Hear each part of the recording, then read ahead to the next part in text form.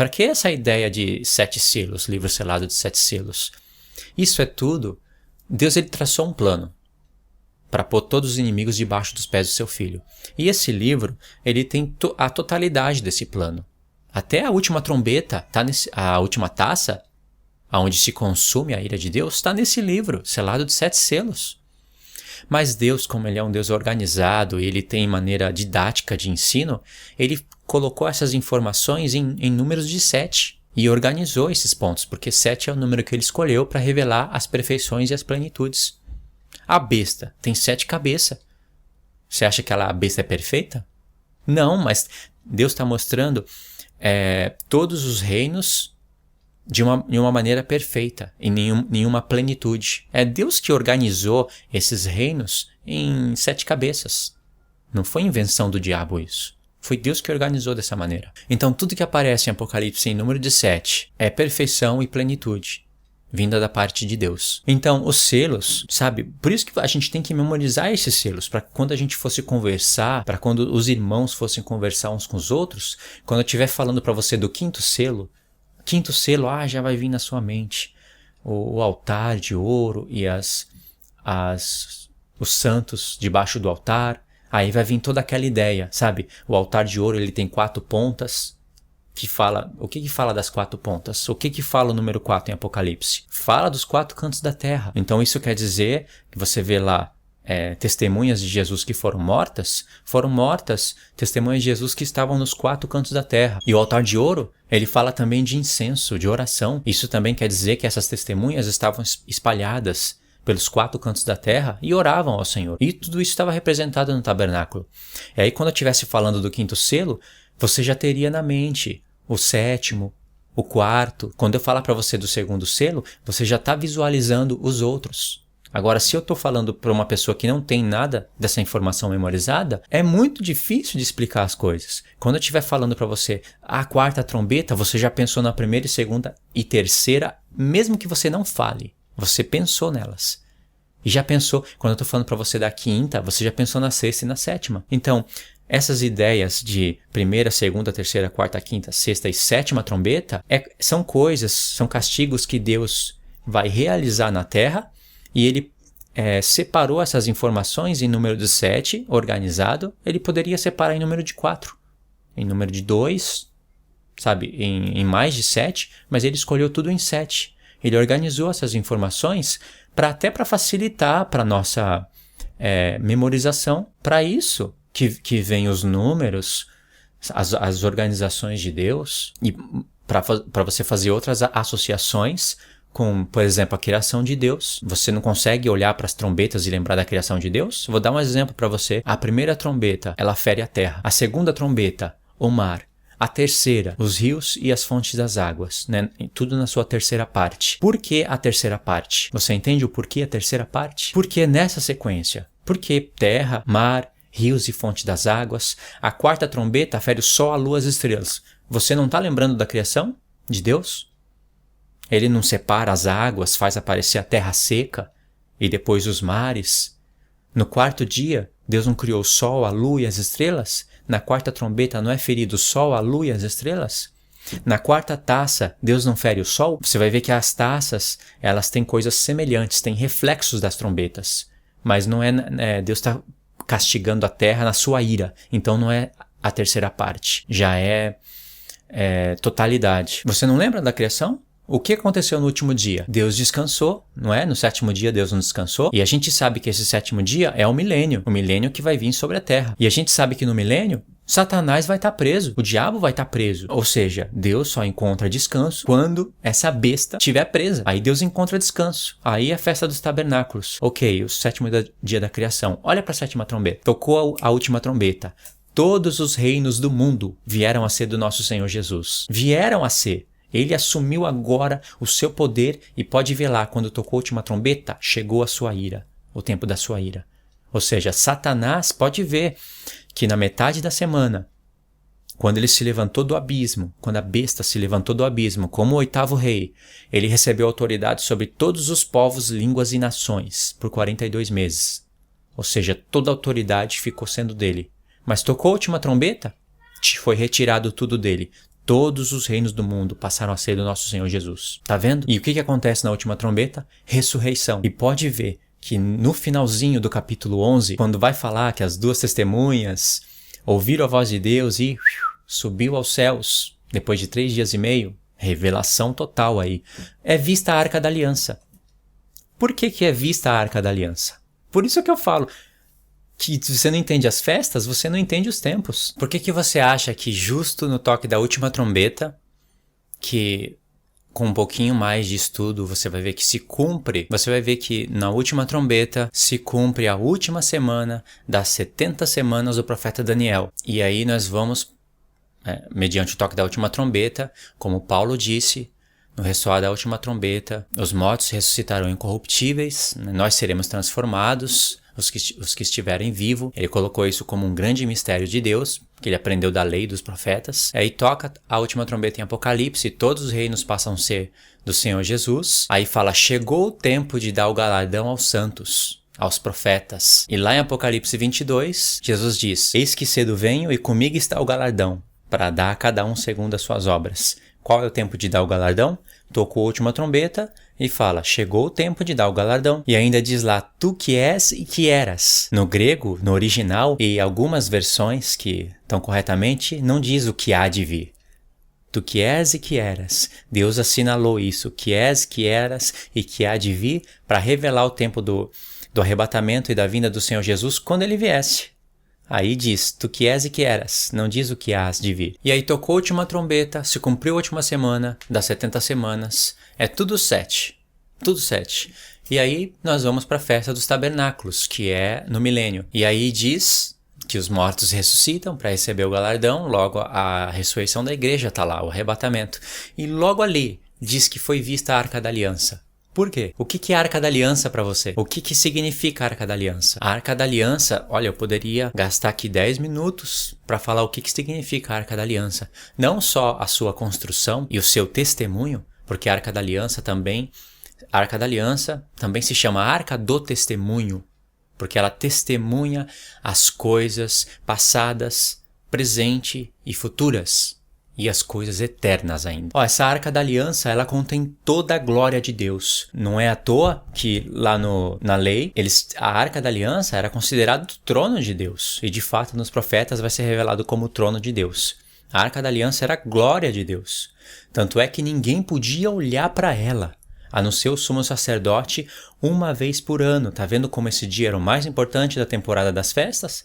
As festas se fazem uma temporada de 7 meses. Esses 7 pontos das festas se fazem uma temporada de 7 meses. Não é que é cada mês uma festa, mas aí uma temporada de 7 meses. Começa no mês 1º e acaba no mês 7, dia 22.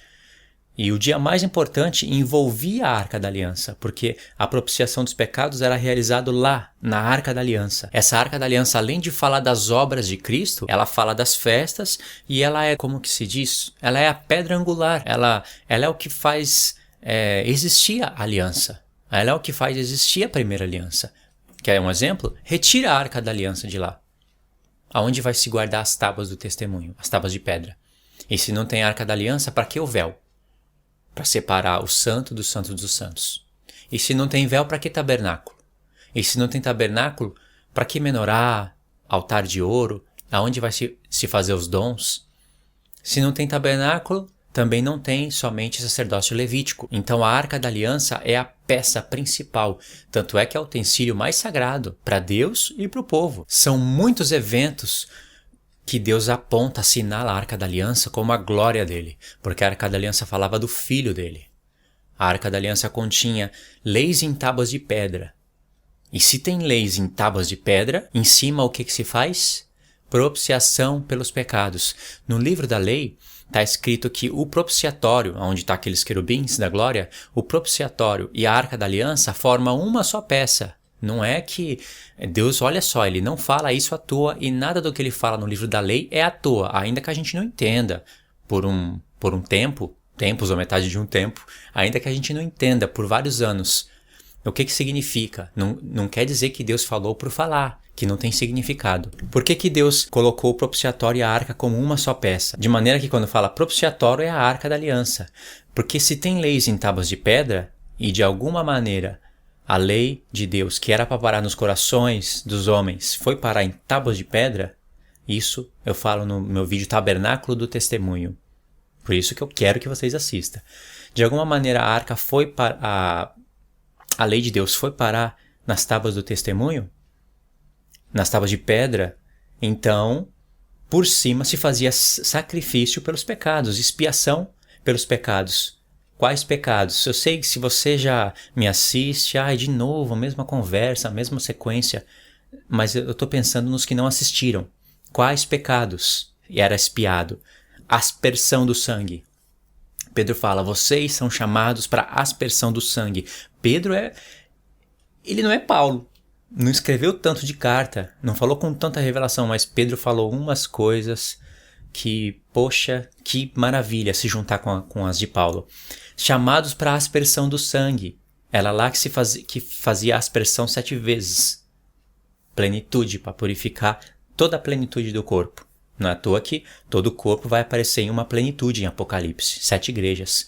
Então, e as 7 igrejas estavam figuradas na menorá. Então veja bem, o propiciatório fazia expiação, lá no propiciatório era realizada a expiação pelos pecados do povo, os quais estavam representados nas tábuas de pedra. Por isso que tinha expiação pelos pecados. Que pecado? Pecado é a transgressão da lei. Qual lei? Aquela que estava nas tábuas de pedra. E se a lei estava nas tábuas de pedra, então quer dizer que o pecado, a lei do pecado estava tendo domínio sobre o povo, então havia uma certa separação de Deus e do povo. Mas como Deus fez promessas para Abraão, Isaque e Jacó, então Deus colocou o sacerdócio levítico e todo aquele trabalho para expiar os pecados do povo uma vez por ano. Todos os anos, como um ciclo, e apontando para as coisas futuras. O tabernáculo, os utensílios, todas essas coisas falam mais a respeito do nosso tempo do que daquele tempo. Por isso que tem que olhar para isso. Não tem como olhar para as festas e não olhar para o tabernáculo, porque as festas elas estão conectadas com o tabernáculo, com o templo, porque é nelas, é no templo que elas são realizadas. Sem templo não tem festa. Quer realizar festa sem templo? Vai para o deserto. A única festa que podia celebrar no deserto era a Páscoa. Primícias precisa ter a terra que o Senhor deu. Precisa recolher os frutos da terra. Não é fruto comprado na feira para se celebrar primícias. É primícias, entre aspas. Não tem como se celebrar primícias se não for as primícias no modo da antiga aliança, como está escrito na Torá. Não tem como celebrar se não tiver sacerdócio levítico, templo fixo, terra de Canaã, Jerusalém atual. Não tem como. Então na arca se fazia expiação. E quem faz a expiação dos nossos pecados, agora resumindo, é Cristo. Por isso que Paulo em Romanos 3, verso 25, ele fala que Cristo fez. Deus colocou o sangue de Cristo como propiciação pelos nossos pecados. Está vendo que ele retirou essa palavra propiciação do propiciatório, mostrando que o próprio Cristo é o propiciatório. João também, em 1 João, ele fala 2 vezes. Achei o capítulo 2 e o 4. Ele fala que ele é a propiciação pelos nossos pecados. João está pegando e apontando Cristo na Arca da Aliança. Paulo está apontando Cristo no propiciatório. Pedro está apontando a expiação no propiciatório. Cristo é a Arca da Aliança. E se Cristo tem um corpo, esse corpo somos nós. Ou seja, nós também estamos representados naquela arca. Só que Cristo veio com Cristo, lembra quando você fala de Cristo, coloca Israel na mente. Porque ele é o marido, ele é as primícias. Ele tem um corpo. Quando Cristo veio, lê lá no Salmo 40. Eu sempre vou estar citando, Se eu errar, por acaso eu errar, você manda um e-mail e fala, você falou um salmo lá que não tem o que você falou. É só, errei o número, tá? Então, eu vou citar o que eu tenho na memória para economizar tempo. No Salmo 40 está escrito, a tua lei está escrita no meu coração. Na primeiro está escrito assim, sacrifícios e oferta não reclamaste, não quiseste. Nos holocaustos e expiação pelo pecado, acho que está assim, não reclamaste. A tua lei está escrita no meu coração, eis aqui venho para fazer, ó Deus, a tua vontade. Aí é o Espírito de Cristo falando pelo salmista, e o escritor de Hebreus faz aparecer isso lá em Hebreus, falando do dia da expiação e da vinda de Cristo. Então veja bem o que o Espírito de Cristo estava falando naquele salmo. Se tem lei em tábuas de pedra, é preciso sacrifício, holocaustos, expiação pelo pecado. É preciso. No Salmo 40, Cristo está se revelando como propiciatório. Olha, eu vou até ler para ficar com exatidão. Presta atenção que os salmos, eles revelam o significado das festas. E as festas ajudam a você entender os salmos. Como é que eu vou explicar isso?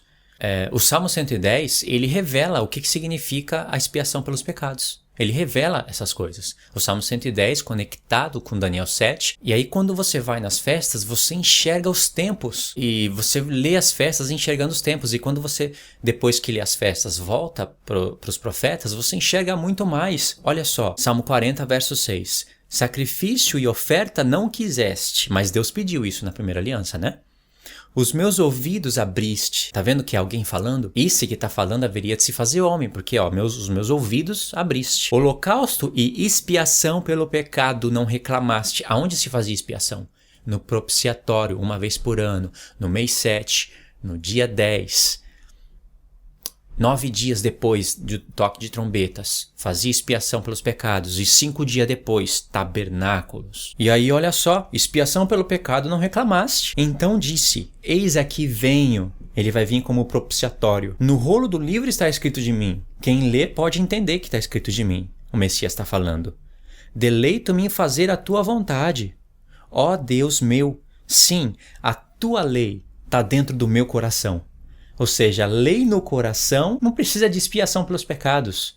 Por isso que na nova aliança, Deus fala, eis que farei nova aliança. O Espírito Santo diz, eis que farei nova aliança com as duas casas de Israel. Por isso que eu quero que vocês entendam quem são as duas casas de Israel. Não conforme a aliança que fiz com seus pais, no dia em que os tomei pela mão e os tirei da terra do Egito. Por quê?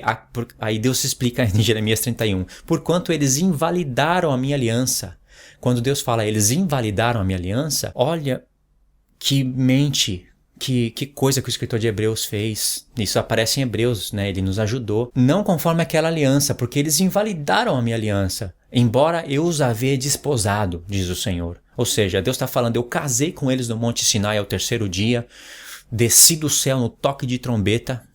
Isso está lá no livro da lei, sombra das coisas futuras. Eu casei com eles, eu falei os meus 10 mandamentos e todos ouviram. Não foi só Moisés que ouviu. Não tinha separação. Eu não pedi tabernáculo e nem sacrifício pelos pecados, não pedi nada disso. Em Jeremias 23, eu acho. Deus vai estar falando que não pediu nada disso quando tirou eles da terra do Egito. Mas Deus falou, eu não pedi isso quando tirei vocês da terra do Egito. Eu falei, dai ouvido à minha voz. Em Jeremias 23, em Jeremias 7. Isso vai estar em Jeremias 7. Eu não pedi isso, eu falei, dai ouvido à minha voz. Que voz? Aqui ele falou com a sua própria voz, os 10 mandamentos, todo o povo ouviu. Mas eles ouvindo a voz de Deus, e Deus não acrescentou nada nos 10 mandamentos. Como Moisés fala em Deuteronômio 5. Deus vos deu os 10 mandamentos e nada acrescentou. Moisés está revelando coisas ali. Deuteronômio é um apocalipse do livro da lei. É coisa linda. Olha uma coisa que eu vou falar e você vai se assombrar. Deuteronômio, do capítulo 1 até o capítulo 33, 34. Todos esses capítulos, eles falam apenas de um dia. Eles é uma reflexão de Moisés dos 40 anos. É discurso de Moisés de apenas um dia. Eu quero um dia fazer um vídeo para provar isso. E se tudo aquilo que Moisés falou é discurso de um dia, quanto tempo a gente demora para ler então o livro da lei? Porque Deuteronômio é discurso de um dia. E esse discurso, Moisés faz uma reflexão dos 40 anos que eles viveram no deserto, e Deus vai revelando por Moisés o porquê que Moisés quebrou as tábuas da lei, porquê da arca da aliança, porquê dos sacrifícios. Moisés revela tudo, se você prestar atenção. Então, eles ouvindo a voz de Deus, se casaram com Deus. Não passou muitos dias. O que aconteceu? Fizeram bezerro de ouro, adoraram. Esse é o nosso Deus que nos tirou da terra do Egito. Viram que não foi aquela bezerro de ouro que tirou eles da terra do Egito. Eles viram as obras de Deus, as coisas maravilhosas. Está escrito no livro da lei que eles creram no momento que viram. Mas depois, endureceram o coração. Não deram ouvido à voz de Deus. E aí, eles tendo ouvido a voz de Deus, quebraram a aliança, porque aquela era para ser a aliança. A aliança foi selada antes de sacrifício pelos pecados. Com quantas pessoas eu discuti com isso, as pessoas não entendem. Algumas, no tabernáculo do testemunho, quiseram discutir comigo e elas trouxeram alguns argumentos. Noé fez sacrifício, Abraão fez sacrifício, como é que você está falando que Deus nunca pediu sacrifício pelos pecados? Eu disse, eu não estou falando, quem está falando é Deus em Jeremias 7. É Deus que está falando. Eu não pedi sacrifícios e oferta pelos pecados quando tirei vocês do Egito. Eu falei, dai ouvidos à minha voz. E esses sacrifícios e ofertas, eles vieram por causa dos pecados. Aí, esses sacrifícios e essas ofertas, aqueles dons que eram feitos todos os anos, as mesmas coisas, eles vieram como acréscimos por causa do pecado. E esses acréscimos fizeram com que a própria lei ficasse enferma. Lembra que Paulo fala em Romanos 8? O Espírito da vida te livra da lei do pecado e da morte. Porque o que era impossível, a lei de Deus, falou da primeira aliança. O que era impossível a lei, veio Cristo e fez por nós, porque a lei se tornou enferma. A lei ficou enferma por causa do quê que Paulo fala? Por causa da carne. Ele explica mesmo, lá em Romanos 7, Romanos 8, que na carne habita o pecado do homem. Ele aprendeu isso no livro da lei. Então, por causa da carne, onde habita o pecado, a lei ficou enferma, porque Deus colocou sacrifícios para suportar as iniquidades do povo. Como Paulo fala em Romanos 3, Deus suportou os pecados cometidos anteriormente, ficaram sem punições, porque ele tinha em vista o que haveria de se manifestar no futuro. Então aquilo foi para suportar os pecados do povo e para testemunhar as coisas futuras. Vê a mente de Paulo, onde que está, em Romanos 3? Está no tabernáculo do testemunho. Então Deus suportou os pecados do povo através daqueles sacrifícios, mas a lei se tornou enferma, porque todos os anos os mesmos sacrifícios pelos mesmos pecados, e nunca que esses sacrifícios removeram a consciência de pecado do povo. Por quê? Pecados caindo em carneiros, em bezerros, sabe? Em cordeiros. Isso não toca na consciência do povo.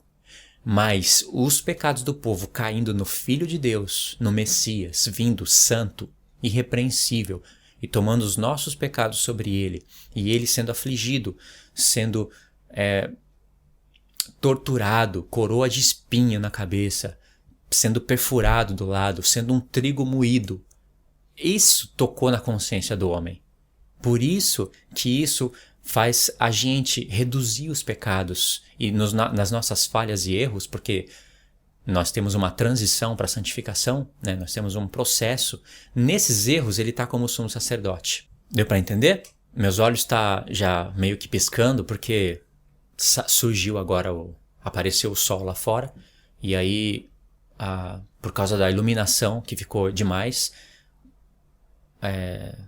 aumentou aí na câmera, o ISO pulou, disparou, e por isso que a imagem ficou esse clarão, né? Agora não dá para consertar isso porque tá gravando. Eu não vou regravar essa parte de novo, eu vou deixar assim mesmo. Por isso que eu já gravo com 2 câmeras. Agora eu tô olhando na outra, e na outra parece que também tá tudo zoado, né? Tá tudo branco.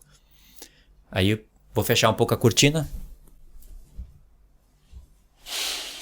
Tá vendo? Melhorou um pouco. É difícil gravar porque você tem que monitorar. Eu estou monitorando 2 câmeras. Às vezes elas param de gravar, só grava durante 10, 12 minutos. Às vezes eu estou falando, ela para de gravar. Poxa, isso dá um trabalhão. E ainda tem que monitorar o gravador aqui. E a iluminação, ao mesmo tempo tem que tomar conta da iluminação, porque ficou claro, a imagem ficou ruim. Já já o sol desaparece, aí fica escuro. E se eu não estou olhando tudo isso, aí eu me perco. Tá vendo? Por isso que é difícil gravar. Se gravar com uma câmera dá menos trabalho, só que vale a pena deixar um trabalho, né? mais bonito, mais bem feito. Então, nesse sentido, a lei ficou enferma por causa da carne. Nesse sentido, tem que prestar bem atenção no que Paulo está falando. E Paulo faz questão em Romanos 7, né? Em Romanos 8 que ele fala isso. Em Romanos 7 ele fala que o pecado habita na carne do homem. Em Romanos 5 ele explica o porquê que o pecado passou a habitar na carne do homem. Ele aprendeu no livro da lei, coisa que eu não vou falar aqui agora.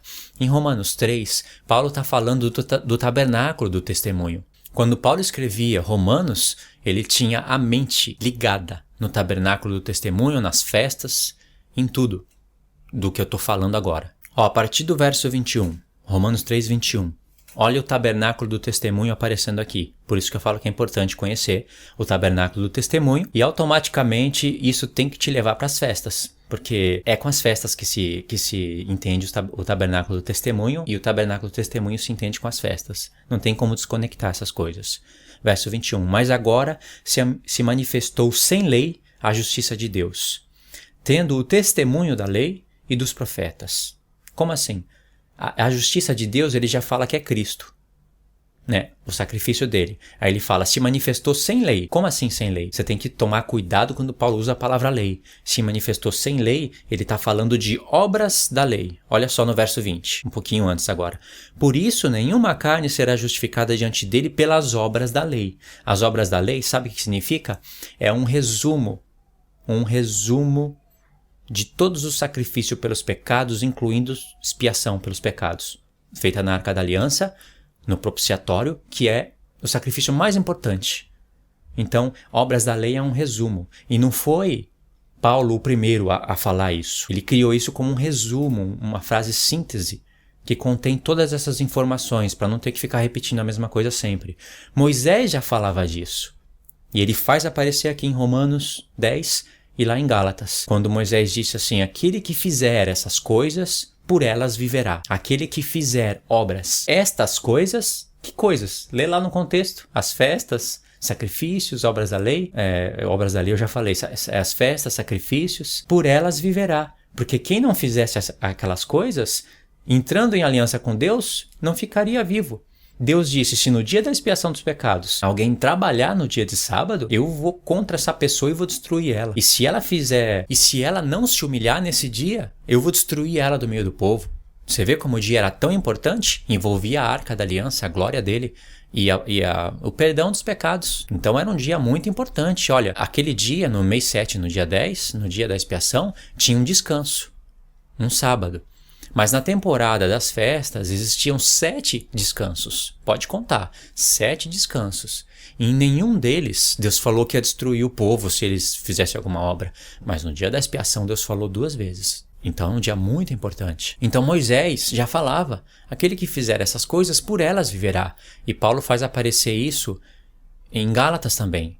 Ele fala, uma é a justiça da lei, a outra é a justiça da fé. Porque Deus disse, se fizer vai continuar vivendo. Mas quando chega a fé, essas coisas já não podem continuar na vida da pessoa. Porque então vai dar o caso que o tabernáculo é mais importante que o Messias, que o sangue dele vale menos que o sangue dos cordeiros, que o sumo sacerdote terrestre é maior do que ele que era o celeste. Então Moisés já falava das obras da lei, e Paulo em Romanos 3, verso 20, está falando, pelas obras da lei ninguém vai ser justificado. No verso 21 ele fala, mas agora, se manifestou sem lei. Isso quer dizer, sem essas coisas da primeira aliança. A justiça de Deus, que é Cristo, ele foi uma realidade daquelas sombras. Mas a justiça não se manifestou com aquelas coisas. A justificação se manifesta na obra dele. Mas tendo o testemunho da lei e dos profetas. Ou seja, essas coisas essa justiça de Deus, que ele vai falar aqui que é no sangue do Messias, tinha um testemunho na lei. Ou seja, a lei falava dessas coisas do Messias. Então era testemunhada pela lei e pelos profetas. Você está vendo aqui a palavra testemunho, né?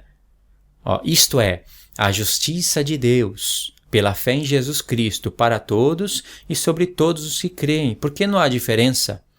Porque todos pecaram e destituídos estão da glória de Deus. Aqui você está vendo o véu do tabernáculo do testemunho.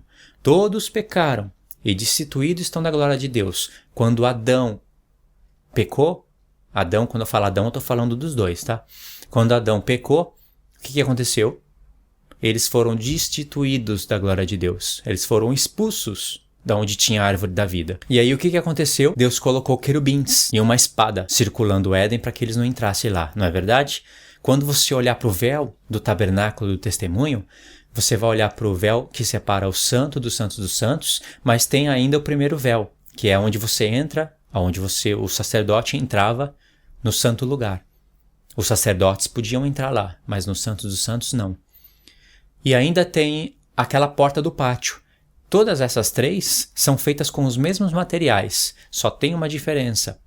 No véu da separação, Deus pediu para colocar querubins. Qual é o primeiro lugar que aparece querubins? O primeiro lugar que aparece querubins na palavra é quando o homem cai e é destituído da glória de Deus. Deus estava querendo com que o homem se lembrasse disso. E veja que lá dentro, no Santo dos Santos, tinha um testemunho lá da lei escrita em tábuas de pedra e expiação pelos pecados. Ou seja, o homem realmente estava separado de Deus. Ninguém podia entrar lá. Aquele véu não separava somente o santo lugar do Santo dos Santos.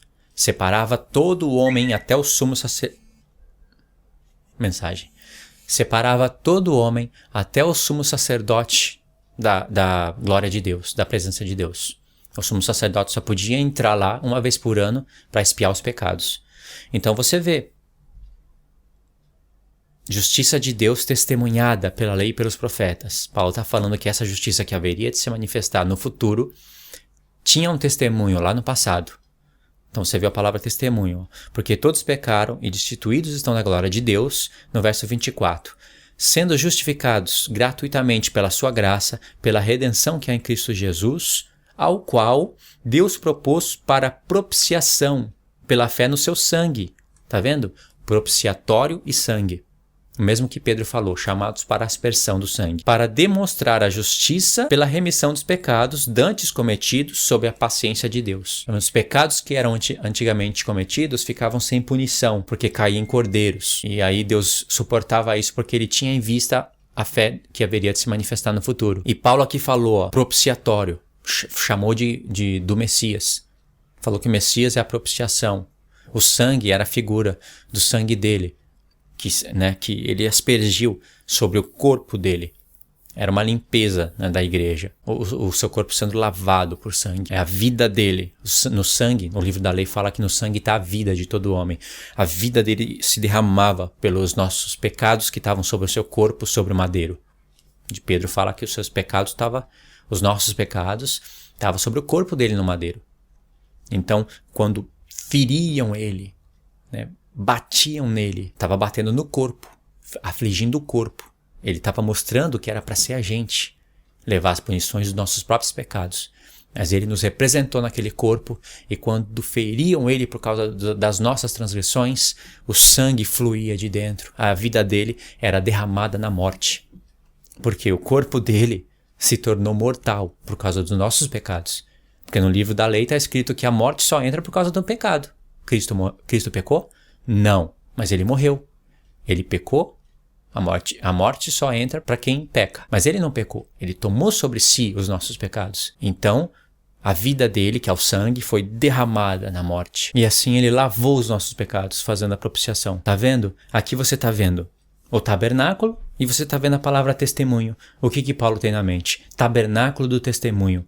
Será que a mensagem do tabernáculo do testemunho eu só tirei lá na lei dos profetas? Elas aparecem.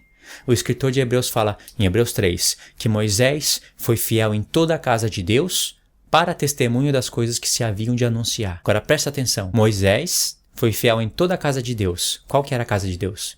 O tabernáculo. Para quê? Para testemunho das coisas que se haviam de anunciar. O escritor de Hebreus está falando que aquele tabernáculo testemunhava coisas que ele mesmo estava anunciando, coisas que haviam de anunciar. As coisas do tabernáculo profetizam mais sobre os nossos tempos do que sobre os tempos passados. E por que eu estou falando tudo isso? Porque o Apocalipse ele está remontado nas festas e as festas existem com o tabernáculo do testemunho. Entende o porquê de tudo isso?